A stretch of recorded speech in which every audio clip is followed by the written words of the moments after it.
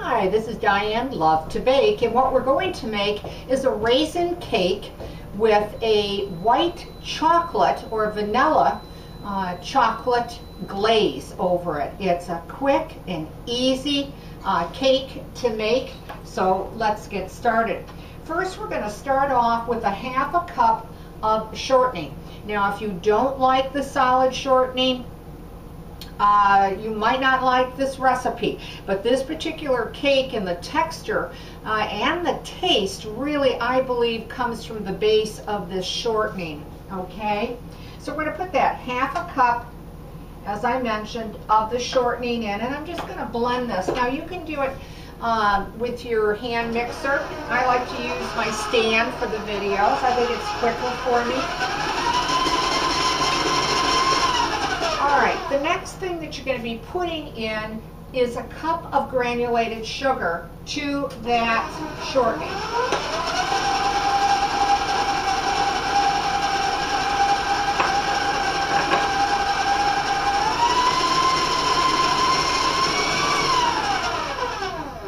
And just beat it till you know it's become, well mixed and that you've creamed the two together, and that shouldn't take you too long at all. Alright, the next thing that you're going to be putting in, of course, you're going to be needing raisins. So you're going to use 1 cup of raisins.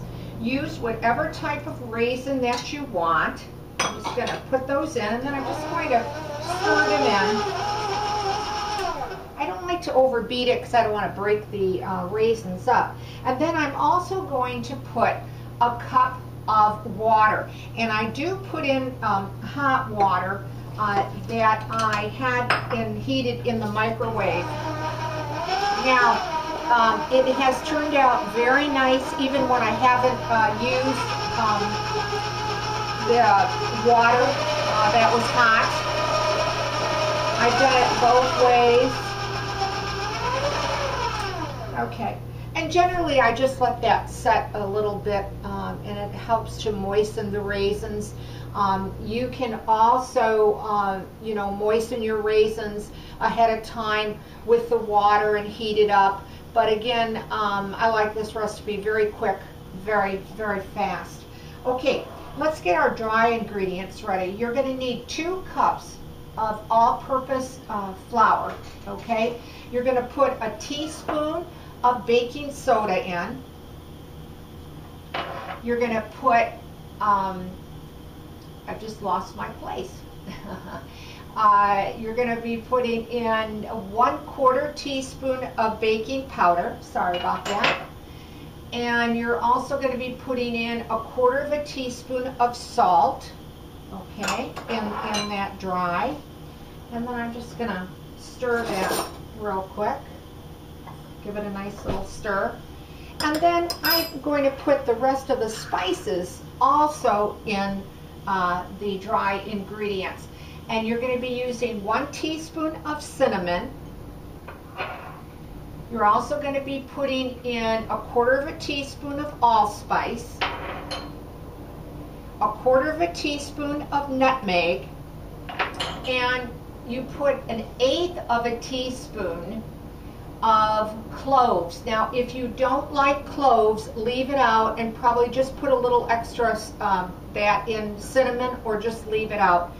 But that's 1/8 teaspoon of cloves.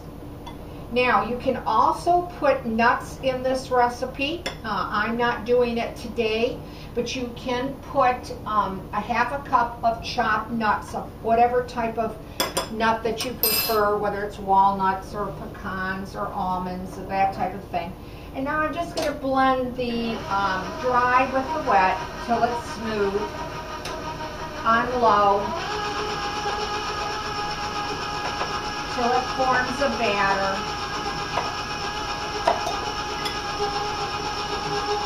I'm going to raise my speed just a little bit.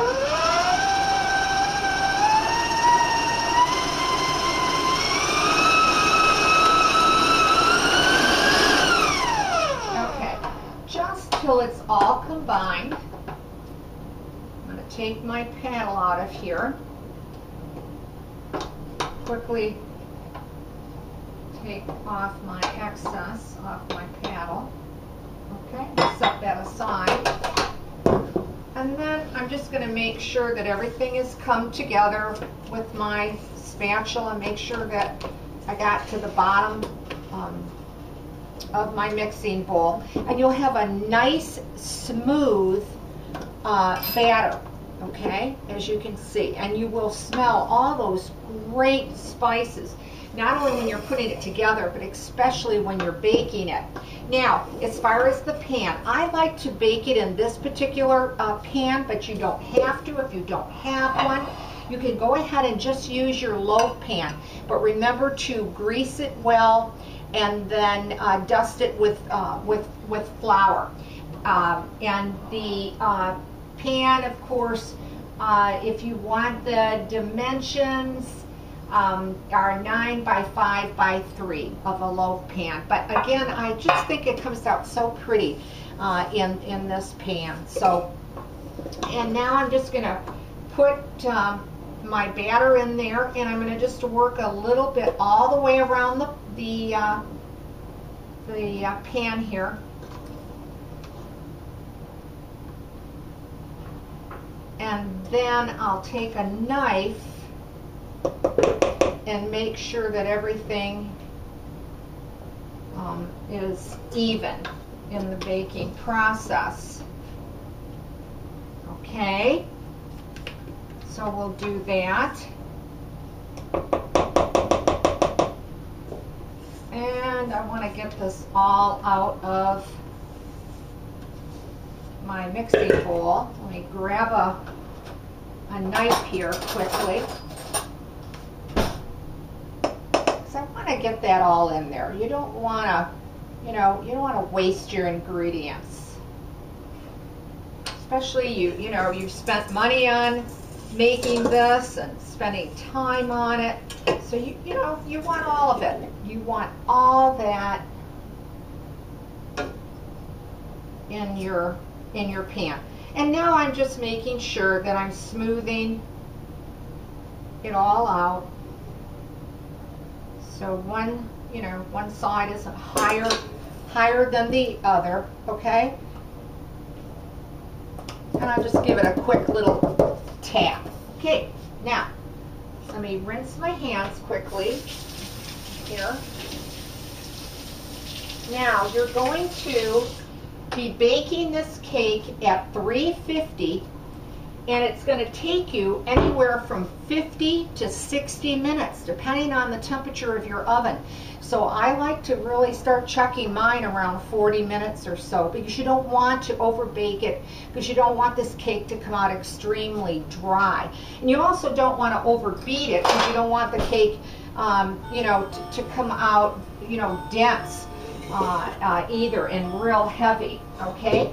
Now, I want to show you what the cake looks like once you bake it up. And this cute little cake, as you see it, it really comes out so cute. And what I do is I just take, you can use white chocolate with the, perhaps half a cup or a little bit over a half a cup of white chocolate to a tablespoon of shortening, and melt it in your microwave in a bowl. Or you can use your candy coating and melt anywhere from a half to 3/4 of your candy coating, and then drizzle it over your raisin cake. And you can see how pretty and how nice and tall. And then I just garnished it with some cinnamon almonds on top of the cake, which I do have a video if you're interested in ever making that recipe with cinnamon almonds. Okay, so let's get a knife and cut into this,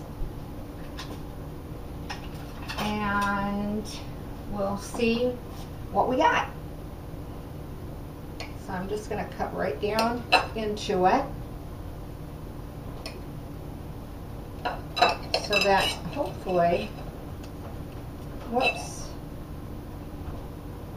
It is an extremely moist and delicate cake.